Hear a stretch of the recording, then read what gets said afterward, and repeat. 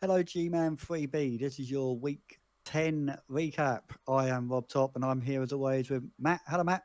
Hello! So, week 10 out of 13, we're getting towards the end, and oh, just I'm actually going to be sad to stop doing this one. I've really enjoyed doing this season. It's been really good. You had a bit of a runaway leader, and then everyone else has caught up, and now it's really hard to tell what's going to happen, isn't it? It's been a wonderful, wonderful season. We're less than a month away, but still we've got a few more weeks of matches to go through together. So yeah, I'm looking forward to the rest of those, and it will be a bit sad when we get to the end of it. But all things do come to an end, as we have seen for certain players this week. I'm sure. And my team, I got hammered last week because I don't even want to talk about my Amazons anymore. I hate them; they're dead. Fair enough. Yeah. I drew again, as I want to do in Blood Bowl. But I'll tell you who may or may not have drawn, and that's I don't know. That's a bit of a segue. Anyway, straight into it. I'm leading with TI4 versus the Warriors of Coney Island. This was 1440 for the Khemri versus 1740 for the Warriors, who came in with a big +2 fame, getting all of those fans in. TI4 attempting to balance things up by taking a Wizards, Babes, and a Bribe. So let's have a quick look and see how they got on. So yeah, you can see the kick coming from that Khemri. Throw up immediately, bam. And an injury right off the bat is not what you want to see if you're a Chaos team.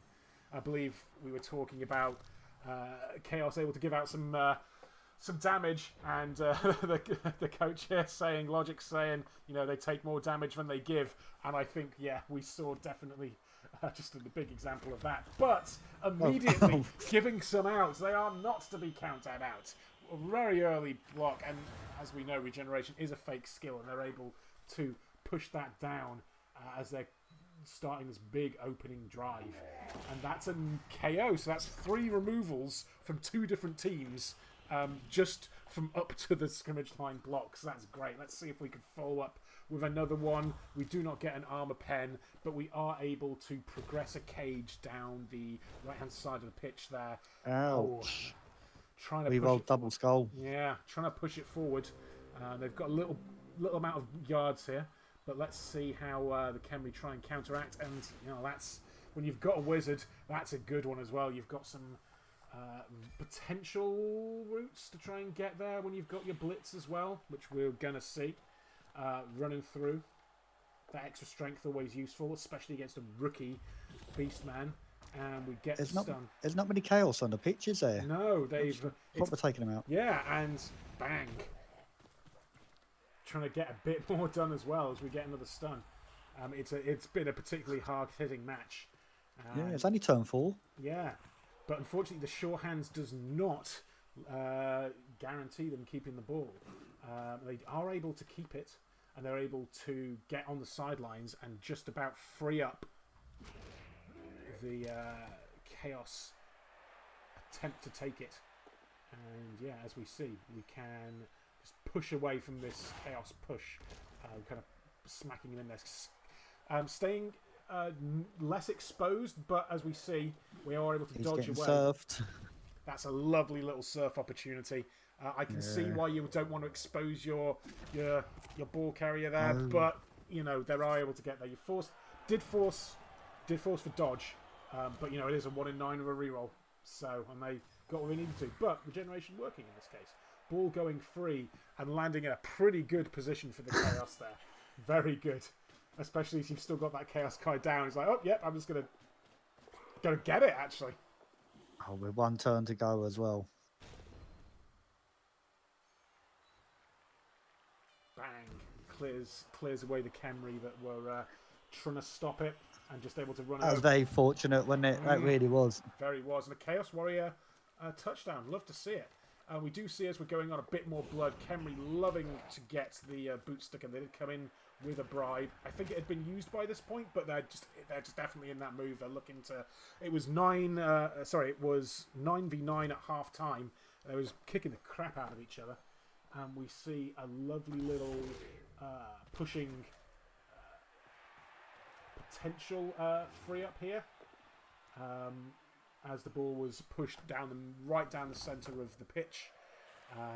We saw the Chaos try and surround it, but through some nice chain pushes, get free.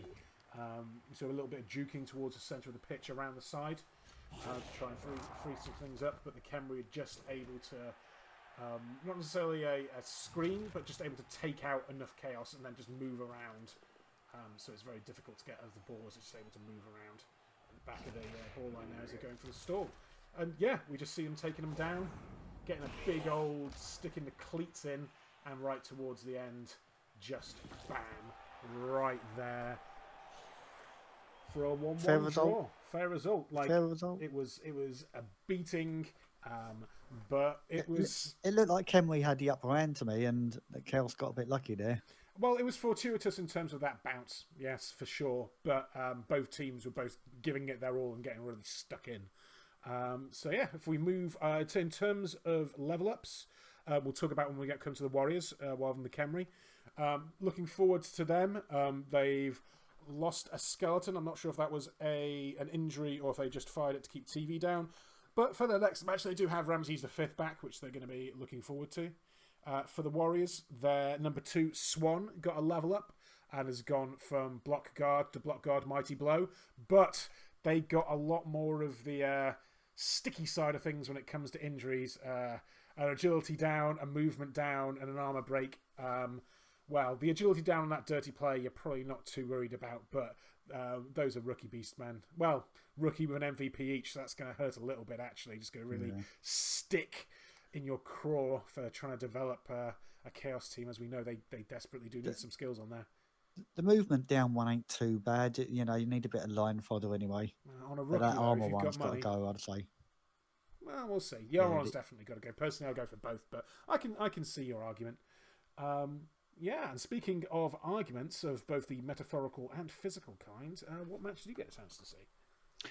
Right, I would say potentially the game of the week. The sit-down boys, Lord Brainlords, Pro Elves, against Uruk Haikus. That's Halab's Orcs. We've got 1620 Elves, 1860 Orcs, and he took a Wizard and he had a Loner. So let's see how it goes. So, sweltering heat we have, and the Elves move up to the right-hand side of the pitch on turn 1, and then on turn 2, they get held up just very slightly. Oh no, sorry, it was a they missed turn 1 because of the kick-off event. Yeah, they're right there. Yeah. So this is like technically turn 2, and he just doesn't care, does he? He just throws like it from anywhere he what he wants. likes. Yeah. Yeah. So I think he was playing on the sweltering heat taking part, and we've got a Black Orc and a lineman out with a tackle, so that's important, and the thrower's out.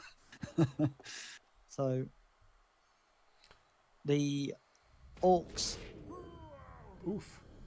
do a lovely hit. No Apo used on that. He didn't deserve any Apo rights at all. But that was a failed pickup. That was Snake Eyes pickup, and this is a chance to actually get him off. And Snake Eyes go for it. So I'll call that fair. And then the Orcs do a lovely bit of play here with Elves on the pitch. They try to show them how it's done properly. So we've got a dodge coming up. Yep, a dodge and a lovely handoff and go for it. I think 2, 4, 6. 8. Oh, it's unfortunate. They've got his reroll. Would it be another snake?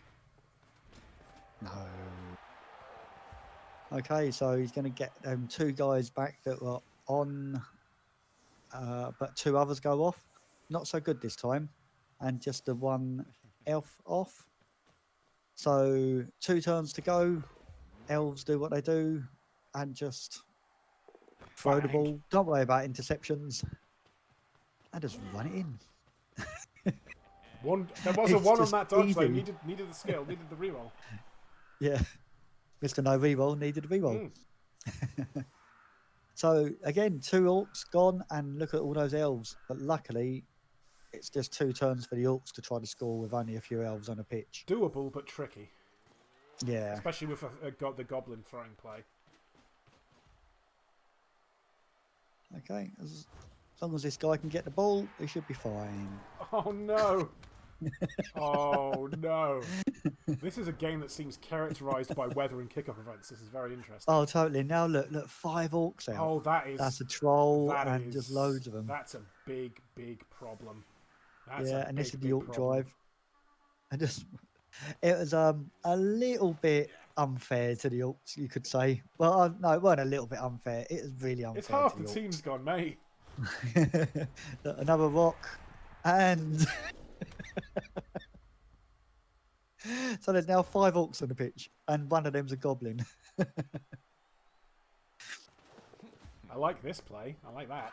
Yay! What I can't work out in this league is why isn't anybody hitting this goblin? But just week after week I watch him and just nobody's whacking him. Is it because he's a legend? What's going on? I don't get it. It just seems strange to me.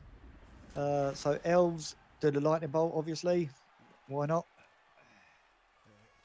And we got Floyd on the pitch somewhere, so he's obviously gonna run over, pick it up, and throw it wherever he wants to throw it.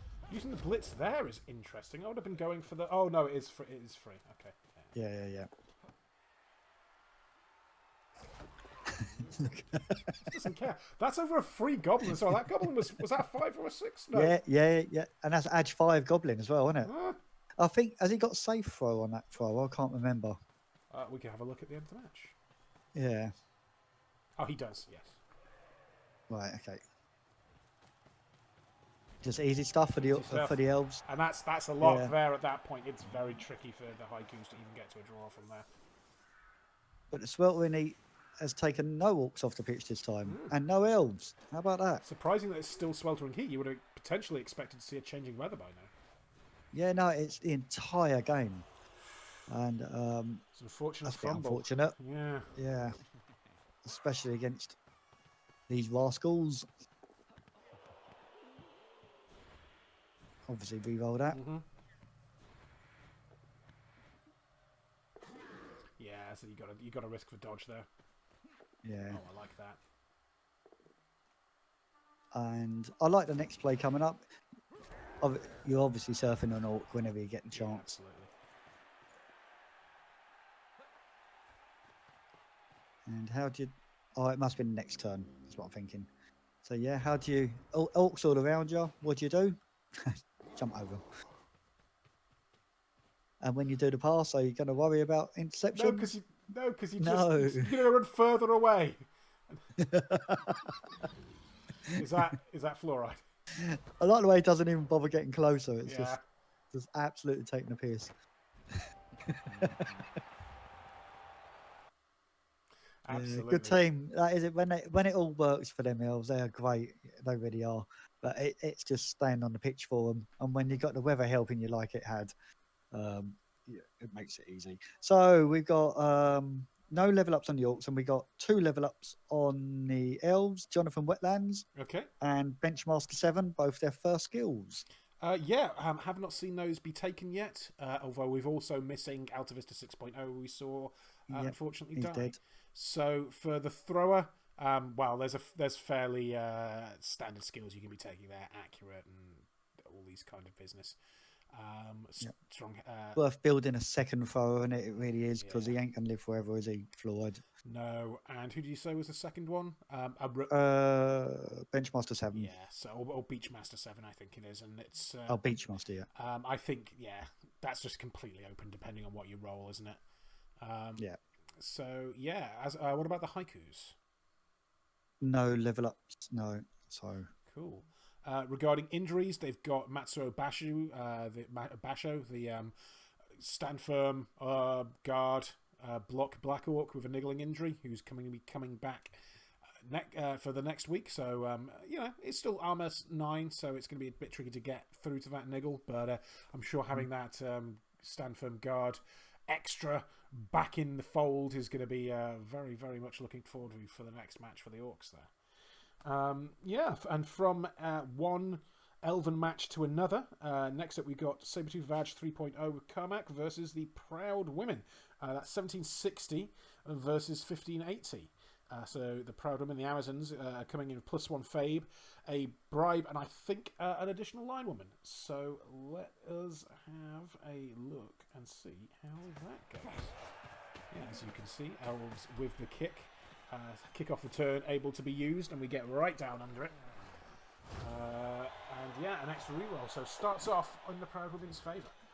They push down the right-hand side of the pitch, and yeah, we see them here just trying to get through the Elven lines and taking out that War Dancer with a KO.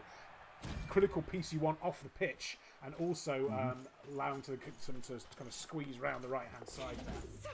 And trying to shore up, making sure it can't be attacked with, well, that blitz they could have had from the floor no longer as the foul comes in and takes them off the pitch. Then, did you say they had a bribe? Sorry, was it? Yeah, they did have a bribe. Yeah.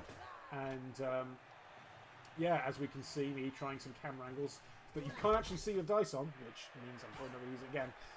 As they manage to free up some space around that cage, getting those blocks and scoring right at the end of the half. You got the dice down the bottom. You could see the dice down the bottom, so it ain't that bad. Right off the kickoff, we see that Tree Man doing some damage, and we get the ball caged up for the Elves as they get themselves in a position where it's difficult and tricky to get to. Tree doing lots and lots of work. A real spearhead pushing them through, and yeah, we just push it through. I like the way he's gone for it, so giving himself a few turns to try to win the game. Yeah, and we've got Carmack just pushing through with that War Dancer, gets the push, leaping into the cage, bang, strip ball comes into effect, and that's not too bad for the Amazons. Kind of position wise to the ball. We do bounce it free when we're trying to pick it up as well, and an injury is exactly what you need there. Still in one tackle zone. We do nip down to the bottom just to kind of clear up some of these other things. That's the catcher strength 2 kind of left, and is able to be taken out. So that is a bit of a speculative blitz, but it really pays off there. It's going to be very tricky for them to come round as they're pushing down here. It was a foul, by the way. Oh, throw it. So what did I say? Catcher. Yeah. I meant throw it, yes. And yeah, we're kind of once again showing good discipline, clearing the space first that we're going to be pushing down into, something I really need to learn myself as a coach. And we're getting those armor breaks when we need them. We're getting a position where we can. Well, we're getting a position where we can directly score after freeing it up. Now let's see if they can pull it off. They can. Right well played, Amazon. Well played. Yeah. 2-1 up. Level up wise, Sabretooth Vag number 12, Manly Sherry gets a level up, and it is an agi up for this catcher. And note, this is an actual catcher. Lovely. Yeah. Lovely. And we see. Sorry. Hats off to him, Link, I tell you, because GMAN, he's struggling, and my team looks like his, and I'm down the bottom. And Amazons are pretty tough in Division 3, so fair play to him being up there in Division 3 near the top. It's not easy to do, so impressed. Very good. Yes, absolutely. A big 2-1 win for the Proud Women. They are very much up there, as we'll see in a little bit. So Manly Shelley getting an agi up for this catcher. So once again, I've seen a bit of the blip on the website that I've scraped, so it's not actually shown it, but yeah, it does appear to have been an agi up taken. And Kodrin, the strength 2 thrower, that's a miss next game for them as well, to add to their niggling injury and strength break. Regarding the Proud Women, no level ups, but let's see how they did with injuries. Once again, pretty free coming in, no level ups, but going out as they came in, which, as you've said, can be tricky for Amazons. So yeah, speaking of games where there was a bit of bashing, what was the next one that was up? Well, 2 of the bashiest teams in division. It's Very Dead Corpses and Hat Tricks. Filippo's 1880 Necro against Berserk 1750 Chorfs, and they take a wizard. See what happens. Okay. That high kick. Oh, putting your bull under it. That's interesting. Yeah, why not? But it's a nice scatter. But he ends up getting the ball on the Hobgoblin, who, if he can score, will level up. So, oh dear, Let's see, can they regen? oh dear. They can. That's big regen. And one of the balls is getting hit by Claw. Come on. I'm missing Nothing my happened. face. Gets to retain his face. Another. Unbelievable. Another wolf getting hit by Claw. Re-rolling Worth into the the reroll. push. Ball's a bit exposed though. Well, especially now, you've pushed him closer. Yeah, well, sidestep got him closer, yeah. I suppose it's worth a one die to stop him. And Oh no. ouch. Right, do your score or do your foul? You could do He both, but I'd scores. probably try and get the win, I think. Or at least Yeah. get that score locked in. Yeah. So turn 8. There's a couple of hits on the line. The wolf got the dwarf down here and just coming in for a nice turn 8 foul. Gets an injury. That's a success. That's a quite a nice dwarf to take off the pitch, isn't it? Strength 4. And that comes to nothing. So second half, we've got a blitz kickoff, and look where it's gone. Even slow dwarves can capitalise on this, surely. Yeah, as long as this doesn't go wrong. Oh. Yeah, I like that. I like that blitz around first. Oh, and the injury helps a lot as well. Yeah. So I skipped out a little bit of movement, just showed you where they got to at the end of there. And a catch. Wow, they put a cage around it. That's brutal.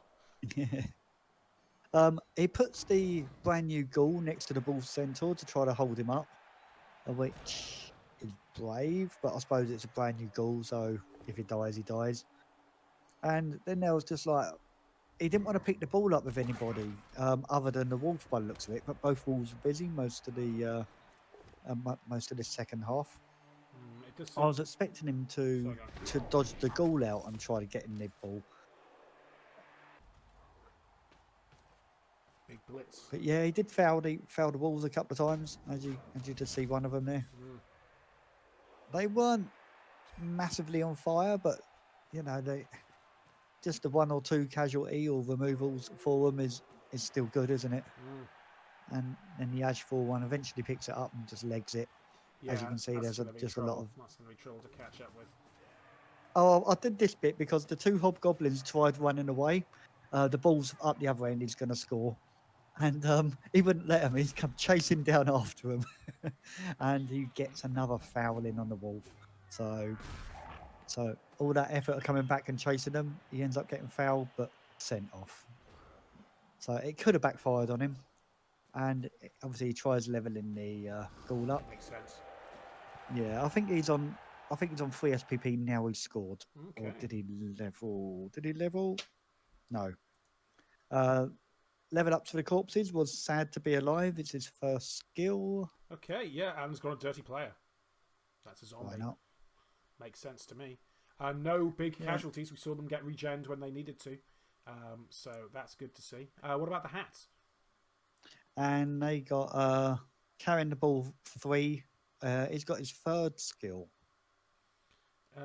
Carrying the ball number 3, did you say? Oh, yeah, 13. It's his 3rd skill. Yeah. Number 13. So carrying the ball has taken block. So that was dodge, then sure hands, then block. Obviously, getting that's the ball carrying hobgoblin.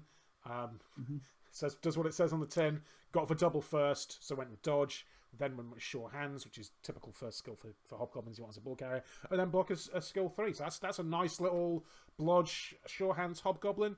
Every Chaos Dwarf team wants one, really. So that's nice to see. Though they are missing 2 killers for the next match: Igor Hatless and Blood Axe. I see. I wish I knew that. This was that the late game. Yeah, that was the game that was played late last night. So I suppose nobody's got that in their predictions for this week. I mean, fair enough. So yeah, next up, it's match I had a chance to watch, which was Trusting Gob versus Grim Tail. So the Goblins versus the Nurgle. 1420 for Trusting Gob versus 2,290 for Grim Tail. So that's a lot of inducements, and we know goblins, they can make good use of inducements. Let me guess. Ripper, fungus, and a couple of bribes. Ripper's right. One bribe, a wizard, and your friend and mine, Mr. Morg and Thorg. Oh wow! And also the +1 fame. We've been seeing the fame go with the underdogs a few times this week, which is always interesting to see. So let's just see how that match shakes out. Yeah, an immediate blitz for Grimtail, and we can see them getting stuck in on the offset, pushing, bang. This goblin out of the way. An injury before the match even starts, and then you can take and shore up against that other goblin that's there.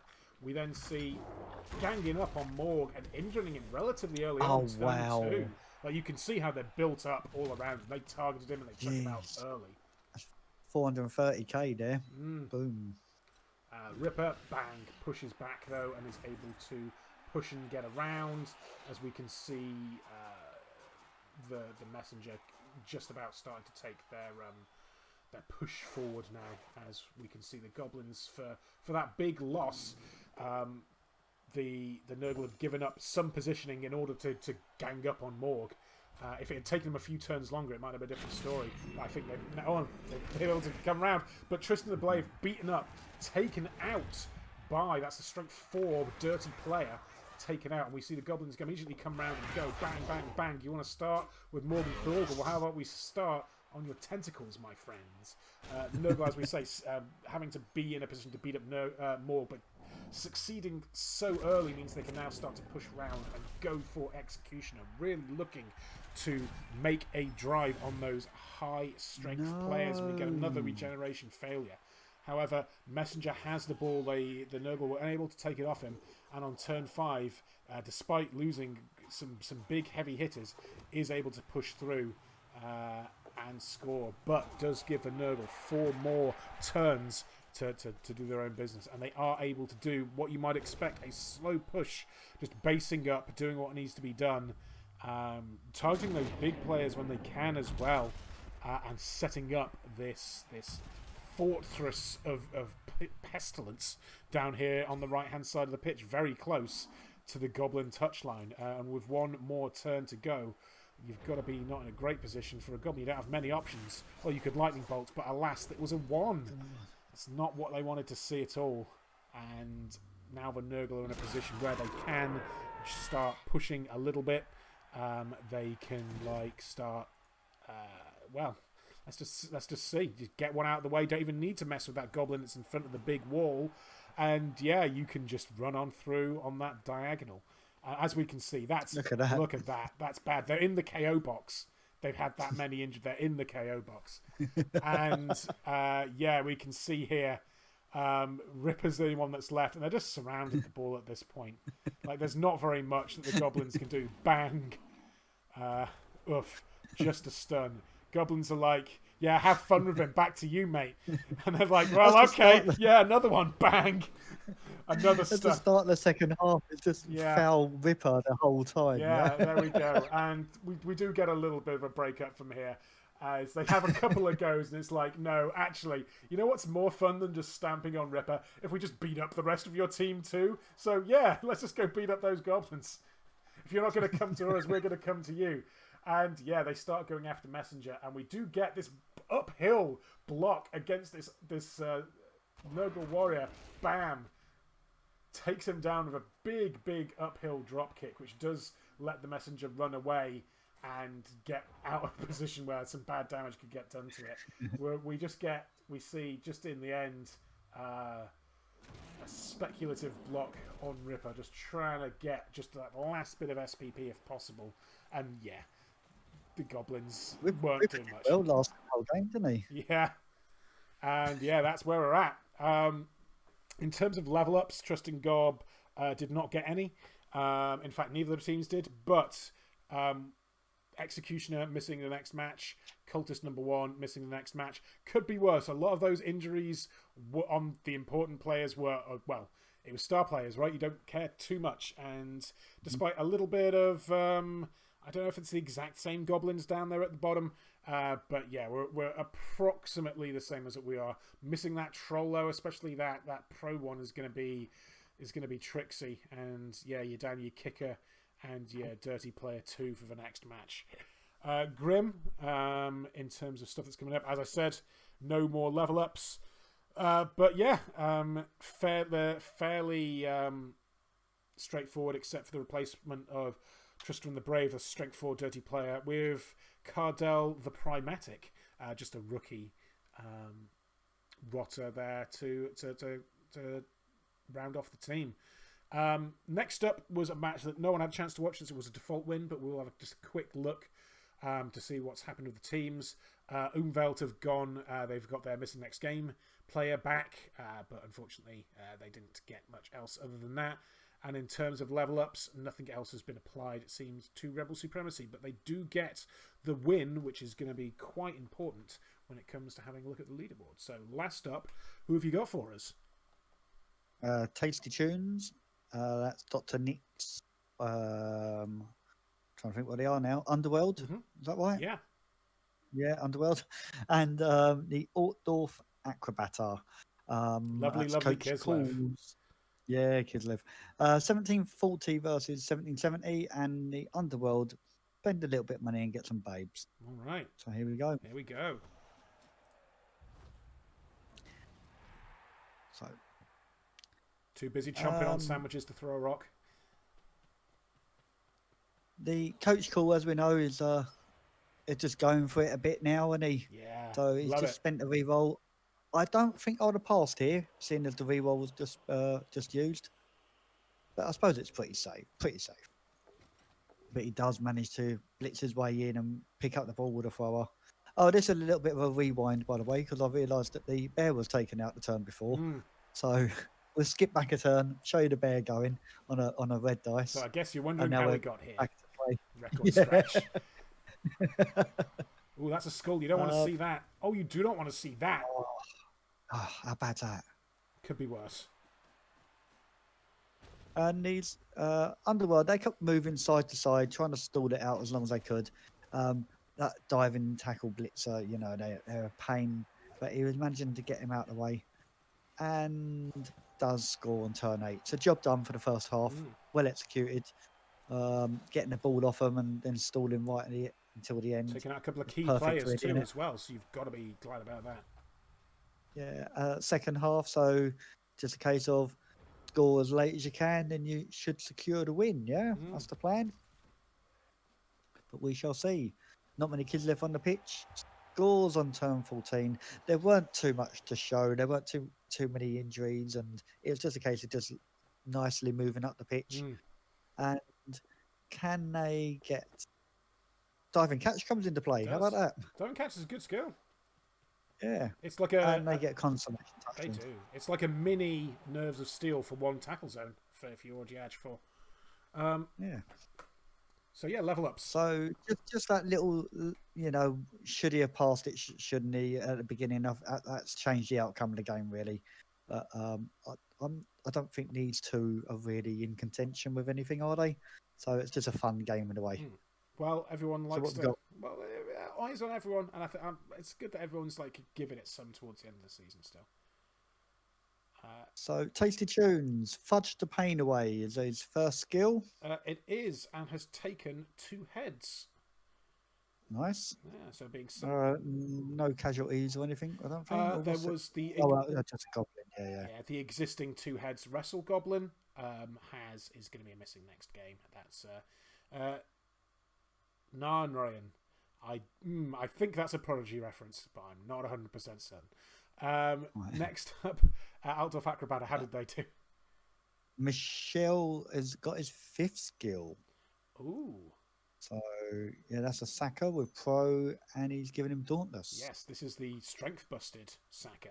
So that's mitigating an early injury, it seems. That's good. Tony, the Wrestle Line Man, coming back for the next game. That's the movement busted one. And Giorgio, as we saw, is going to be missing next game and is going to be movement busted as well. Unfortunately, that's the Mighty Blow Blitzer. So I think at this point, we can start taking a look at the overall leaderboard and see how those results have changed things. Mad Frog getting a concession loss last week, gets a concession win this week due to Umvelt being out this week. I hope you're having...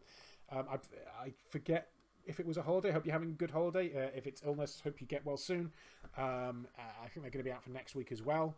And yeah, Rebel Supremacy, 1 point clear of the VDC right at the top. These two teams fighting out for the playoffs. And Proud Women on 21 points. Yes, yeah, indeed. As to your comment, yeah, Proud Women, same number of points, 21. So just being held off by touchdown difference there. But also 3 points away, Grim Tail with Innovation. Yes, still 3 points away from playoffs. And Barzerk, Logix, and Halub down there, down to 7th, only 3 points away from the Challengers Cup cutoff. So still, as we've seen all season, a lot of things to play for. Everyone on the table, and yeah, some great games of Blood Bowl being seen. As we go down further, it's still quite tight, and even as we get down lower, like I say, everyone's on the table, so that's great to see. Last season for me, it all looked lost, and then the last sort of 2 or 3 games just completely turned around, and all the top guys were losing, and I just managed to win a few on the bounce, and I was somewhere like 7th about this time of the season, and I managed to get 3rd or 4th. I can't remember where I finished now. So yeah, still in with a chance, right down to Underworld, I would say.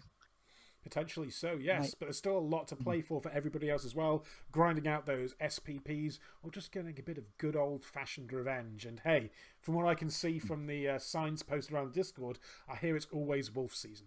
But that's enough of this week's matches. We should probably have a quick look forward to see what's going to be happening there. Although, it's worth... Last week, first of all, okay. you was winning right up until between us two. You was winning right up until last night, and I got the correct score last night. I thought I was doing all right. I thought I was doing all right this week, but I wasn't. You haven't beaten me a single week this season. I don't know what's happened to you. Well, the common denominator in all these weeks is my ability to choose scores, so that's on my short list of reasons. But yes, I got 2 direct, so 6 points for me, 8 for you. You're pulling ahead of me. Coach Cool on 7, very respectful. Mad Frog, a big 10 points. J Can was 7. He was bottom, and he's leaped in front of you now. Yeah, he absolutely has. Yeah. J Can Brainlord on 7, perfectly reasonable. Helnick, a good score, 9. Kanda 6, cool people score 6. Kanda, yeah, in a good club. 7 for Berserk, 3 for Fernlow, 4 for Logix. 7th for the Dr. Nick, Innovation 6, and 10 for Filippo. So Dr. Nick, a decent score, but some of the other people in contention have been doing quite well. So let's have a look to see how that affects the leaderboard. Dr. Nick still at the top with 64, but Barzerk very close to 61, and Innovation jumping all the way up there to 60. J Can as well on 59, Hellenic on 59, Coach Cool on 58. So yeah, still quite close in terms of this as well. You kicking the crap out of me. I'm at the bottom because I'm bad about stuff. But you know what? It's cool down here. We don't need to try. We're like Orange Cassidy. We're too cool to try. So yeah. Oh, on the Discord earlier when I was talking about like where's the table for the predictions. Yeah. I'm not talking about our one. Where there's another predictions thing where you pick the home, draw, or away. Oh right. I think Innovation's running it. I'm not sure who's running it actually. Oh, okay. And I can't get the leaderboard up for that. I don't know if there is one or not. So if there is, somebody point me in the right direction because I'm really lost on that. Fair enough. Yeah, I guess it's time to have a look at next week's matches. Warriors versus Umvelt. We have been informed by whoever put this on the sheet. Thank you very much who did that. That's not happening. Next up, we've got Trusting God versus Tasty Tunes. So 2 sets of goblins, although one has brought some friends. I don't think it's going to matter, and I've gone for a 1-1 draw. How about yourself? Yeah, I feel that like Tasty Tunes have just got the weapons to do the damage to the goblins. So that's why I've just given them the edge. The goblins are on a bit of a bad run as well at the moment, and they're struggling. So that's why I've just handed it to the Tasty Tunes. Yeah, I once again a heart more than a head, but I think Kiander, he knows how to handle goblins very, very, very well. He's up against other goblins, so I think that might be enough to kind of eke things down to a draw. At least that was my thinking. Next up, VDC versus Altdorf. You've gone for 3-2. High scoring match. Yeah, because Altdorf is just playing crazy and he's just wanting to score every opportunity. So that's why I'm going for higher scores for him. But I don't think he's going to win. Yeah, VDC are on an absolute roll, and I think those Wolves still both in play. So still, I think just from that, the edge goes to VDC. But I've gone for a slightly more sedate pace in a 2-1 victory. It's a game like that where, it's one of the contenders playing, I think, bottom or second bottom team. That's where you're going to lose one of your Wolves. I can predict it. I predicted it 3 times this season and haven't got it right once. So full time lucky. Fair enough. We've kind of had things reversed. In this Elf-Off, I've gone for a high scoring match, giving the edge to Rebel Supremacy. What have you done? I'm laughing because of MB Carmack's message earlier. What was that? Everybody who voted for the other team can go F themselves. So he's obviously not feeling very happy that everyone's predicting him to lose against the other elves. They've been on a run. It's nothing personal. These are both two greats. I think the fact that I've gone for a high scoring match represents that.